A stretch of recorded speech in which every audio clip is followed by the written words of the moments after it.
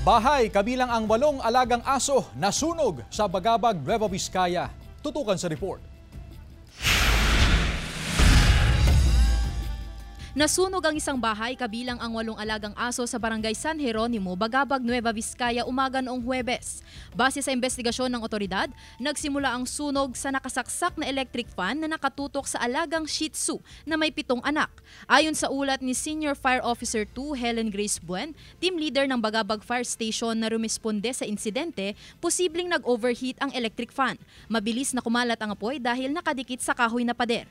Sinubukan daw na apulahin ang sunog ng isang nangungupahan sa bahay pero hindi na kaya dahil sa laki ng apoy kaya hindi na rin nailigtas ang mga aso. Pinayuhan ng publiko na huwag gamitin ng matagalang electric fan dahil umiinit ang mga ito.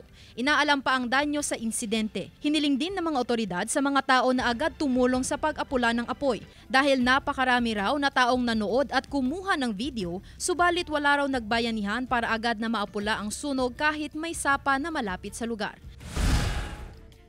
Tinupok ng apoy ang kantinang ito na malapit sa tanggapan ng National Irrigation Administration sa Tabuk City, Kalinga, pasado alas 5 ng umaga nitong Miyerkules.